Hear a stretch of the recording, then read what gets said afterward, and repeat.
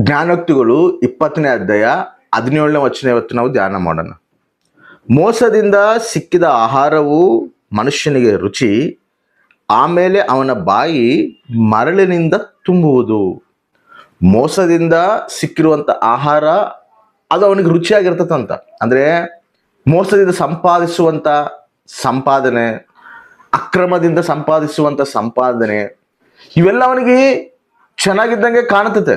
ಅದೇನೋ ಆಶೀರ್ವಾದ ಒಂದಂಗೆ ಕಾಣುತ್ತೆ.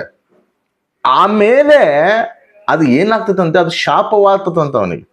ಫಸ್ಟಿಗೆ ನೋಡ್ರಿ, ಪ್ರಪಂಚ ಏನಂತ ಹೇಳ್ತದಂದ್ರೆ, ನೀನು ಹೆಂಗ್ ಸಂಪಾದಿಸ್ತಿದೆಯೋ, ಯಾವ ರೀತಿ ಸಂಪಾದಿಸ್ತಿದೆಯೋ ಅನ್ನೋದು ಮುಖ್ಯ ಅಲ್ಲ, ನೀನು ಎಷ್ಟು ಸಂಪಾದಿಸ್ತಿದೆಯೋ ಅನ್ನೋದು ಮುಖ್ಯ.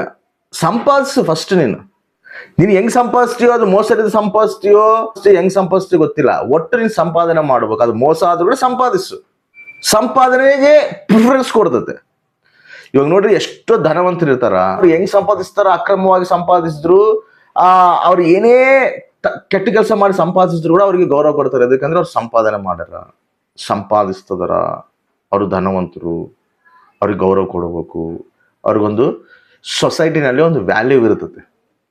ಅವ್ರು ಹೆಂಗಾನ ಸಂಪಾದಿಸಿಲ್ಲಪ್ಪ. ಇದು ಲೋಕ ನೋಡುವಂಥ ದೃಷ್ಟಿ. ದೇವರೇನಂತ ಹೇಳ್ದಾನ, ಅರೇ ನೀನು ಮೋಸಲಿದ್ದ ನೀನು ಸಂಪಾದಿಸ್ತಿದಿ, ಅದು ನಿನಗೆ ಓಕೆ, ನಿನಗೆ ವೆಲ್ ಅಂಡ್ ಗುಡ್, ನನ್ ಚೆನ್ನಾಗೈತಿ, ನನಗೆಲ್ಲ ಆಶೀರ್ವಾದ ನಾನು ಹೊಂದಿನ ಅಂತ ನೀನು ಅನ್ಕೊಂತಿದಿ. ಆದ್ರೆ ಅದೊಂದಿನ ನಿನಗೆ ಏನಾಗ್ತದೆ, ಶಾಪ ಆಗ್ತತೆ. ಅದೊಂದಿನ ನಿನಗೆ ಏನಾಗ್ತಂದ್ರೆ, ಅದು ನಿನಗೂ ನಿನ್ನ ಕುಟುಂಬಕ್ಕೆ ಕೀಡಾತತೆ. ನೀನು ಏನು ಮೇಲೆ ಅನ್ಕೊಂತಿದೆಯೋ ಅದೇ ನಿನಗೊಂದಿನ ಕೀಡಾತತೆ. ಯಾಕಂದ್ರೆ ಬೈಬಲ್ನಲ್ಲಿ ಕೂಡ ಗೆಹಜಿ ಏನೋ ಒಬ್ಬ ಭಕ್ತನಿರ್ತಾನ, ಎಲಿಷಾ ಹತ್ರ ಕೆಲಸ ಮಾಡ್ತಿರ್ತಾನ. ಬೇರೆಯವ್ರಲ್ಲಿದ್ದ ಒಬ್ಬ ಅಧಿಪತಿ ಬರ್ತಾನ, ಅವನಿಗೆ ಕುಷ್ಠರೋಗ ಬಂದಿರ್ತದೆ. ಕುಷ್ಠರೋಗ ಬಂದಾಗ ಅವನೇನ್ ಮಾಡ್ತಾನಂದ್ರೆ, ಈ ಎಲಿಷಾ ಹತ್ರ ಬಂದ್ರು ಆ ಕುಷ್ಠರೋಗನ, ಆ ಬಾಧನ ಎಲ್ಲ ಹೇಳ್ಕೊಂಡು, ಎಲಿಷಾ ಏನು ಮಾಡ್ತಾನ, ಆ ವ್ಯಕ್ತಿಗೆ, ನೀನು ಯೋರ್ದಾನಿಗೆ ಹೋಗಿ ನೀನು ಮುನುಗಪ್ಪ, ನಿನಗೆ ಸ್ವಸ್ಥತೆ ಆಗ್ತದೆ ಅಂತ ಹೇಳಿದ್ರೆ ಹೋಗಿ ಮುನುಗ್ತಾನ, ಸ್ವಸ್ಥತೆ ಆಗ್ತಾನ. ಸ್ವಸ್ಥತೆ ಆದಾಗ ತಾನು ಏನ್ ಮಾಡ್ತಾನಂದ್ರೆ, ಬಹುಮಾನ ತಂದಿರ್ತಾನ ಅನ್ಬೋದು. ಬಂಗಾರ, ಬೆಳ್ಳಿ, ಬಟ್ಟೆಗಳು, ವಸ್ತ್ರಗಳು, ಸಮಸ್ತನೆಲ್ಲ ತಗೊಂಬಂದಿರ್ತಾನ. ಎಲ್ಲ ತಗೊಂಬಂದು ಎಲಿಷಾ ಕೊಡ್ಬೇಕಂತೇಳಿ ಬಂದಾಗ ಎಲಿಷಾ ಏನಂತ ಹೇಳ್ತಾನೆ, ಬೇಡ ಬೇಡ, ನೀನು ಸ್ವಸ್ಥತೆ ಆಗ್ಬೇಕಂತ ಬಂದು ದೇವ್ರೇನು ಸ್ವಸ್ಥಪಡಿಸ್ತಾನ, ಸರಿ ಇದೇನು ನನಗೆ ಬೇಡ, ನೀನು ತಗೊಂಡೋಗಿ ವಾಪಸ್ ಅಂತ ಹೇಳ್ತಾನೆ. ಸರಿ ಅಂತೇಳಿ ಆ ವ್ಯಕ್ತಿ ಏನ್ ಮಾಡ್ತಾನೆ, ವಾಪಸ್ ತಗೊಂಡು ಹೋಗ್ತಿರ್ತಾನೆ. ಈ ಒಂದು ಗೆಹಜಿ ಏನ್ ಮಾಡ್ತಾನಂದ್ರೆ, ಇವನು ಆಸೆ ಪಡ್ತಾನೆ, ಬಂಗಾರ ನೋಡಿ ಆಸೆ ಪಡ್ತಾನೆ. ಆಸೆ ಪಟ್ಟು ಏನ್ ಮಾಡ್ತಾನ, ಓಡಿ ಹೋಗಿ ಅರ್ಧ ದಾರಿಯಲ್ಲಿ ಹೋಗ್ತಿರೋಗ ಅವನು ನಿಂದಿರಿಸಿ, ಅಯ್ಯ ನನ್ನ ಯಜಮಾನನೇ ಕಳ್ಸನ, ಎಲಿಷನೇ ಕಳ್ಸನ, ಅಲ್ಲಿ ಯಾರೋ ಬಂದಾರ, ಅವ್ರಿಗೆ ಉಪಕಾರ ಮಾಡಕ ನಿನ್ನ ಹತ್ರ ಇವೆಲ್ಲ ಇಸ್ಕಂಬ ಅಂತೇಳಿ ನನ್ನ ಕಾಣಿಕೆನ ಅಂತ ಹೇಳಿದಾಗ ಅವನೇನ್ ಮಾಡ್ತಾನ, ನಂಬಿ ಕೊಡ್ತಾನೆ. ಕೊಟ್ಟಾಗ ಇವನ್ನೆಲ್ಲ ಏನ್ ಮಾಡ್ತಾನ, ಅವನ್ನೆಲ್ಲ ತಗೊಂತಾನ. ಆ ವಸ್ತ್ರನ, ಆ ಬಂಗಾರನ, ಆ ಬೆಳ್ಳಿನ ಎಲ್ಲ ತಗೊಂತಾನ. ಎಷ್ಟು ಸಂತೋಷ ಪಡ್ತಾನೋ, ಇದೆಲ್ಲ ನನಗೆ ಅಲ್ಲ, ಇದೆಲ್ಲ ನಾನು ಅನುಭವಿಸ್ತೀನಲ್ಲ ಅಂತೇಳಿ ಸಂತೋಷ ಪಡ್ತಾನ, ಆನಂದ ಪಡ್ತಾನ. ಅದನ್ನ ತಗೊಂಡೋಗಿ ಮನೆಗಿಡ್ತಾನ. ಮನೆಗಿಟ್ಟು ಬಂದು ಎಲಿಷಾ ಹತ್ರ ಬಂದಾಗ ಎಲಿಷಾ ಹೇಳ್ತಾನ, ಎಲ್ಲಿಗೋಯ್ದಾಗ ಹೇಜಿ ಅಂದ್ರೆ, ಎಲ್ಲಿಗೋಯ್ಲ್ಲ, ನಾನು ಇಲ್ಲೇ ಇದೀನಿ ಅಂತ ಹೇಳ್ತಾನೆ.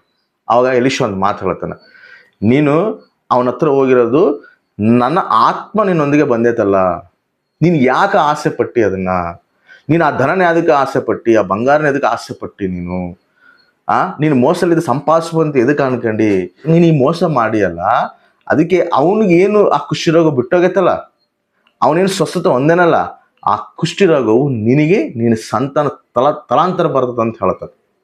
ಆ ಕ್ಷಣವೇ ಏನಾಗ್ತದೆ ಗೊತ್ತಾ, ಅವನಿಗೆ ಗೆಹಜಿಗೆ ಕುಷ್ಠಿ ಬರ್ತದೆ.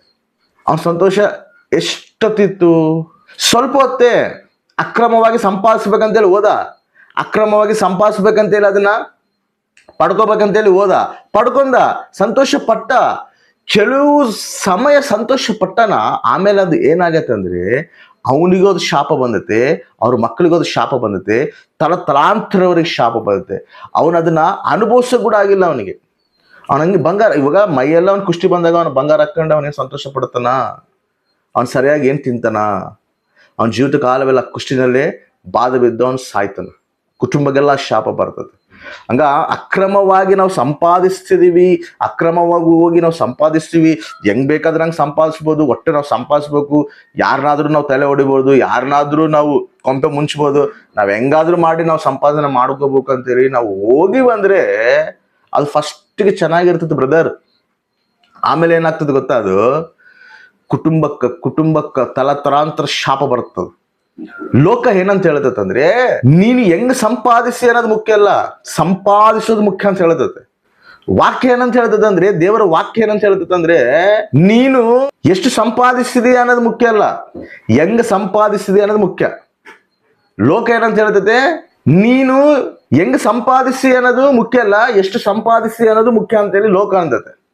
ವಾಕ್ಯ ಏನಂತ ಹೇಳ್ತದೆ, ನೀನು ಎಷ್ಟು ಸಂಪಾದಿಸಿ ಅನ್ನೋದು ಮುಖ್ಯ ಅಲ್ಲ, ನೀನು ಹೆಂಗ್ ಸಂಪಾದಿಸಿ ಅನ್ನೋದು ಮುಖ್ಯ. ನೀನು ಯಥಾರ್ಥವಾಗಿ ಸಂಪಾದಿಸು, ಯಥಾರ್ಥವಾಗಿ ಜೀವಿಸು.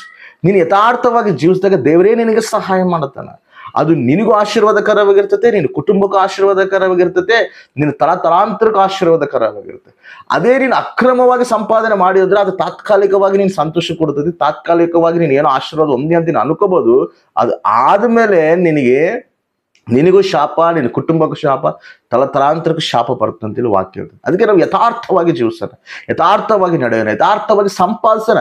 ಚಿಕ್ಕದೇ ಆಗಿರ್ಲಿ ಯಥಾರ್ಥವಾಗಿ ಜೀವಿಸ, ಅದನ್ನೇ ದೇವರು ಆಶೀರ್ವದಿಸ್ತಾನೆ.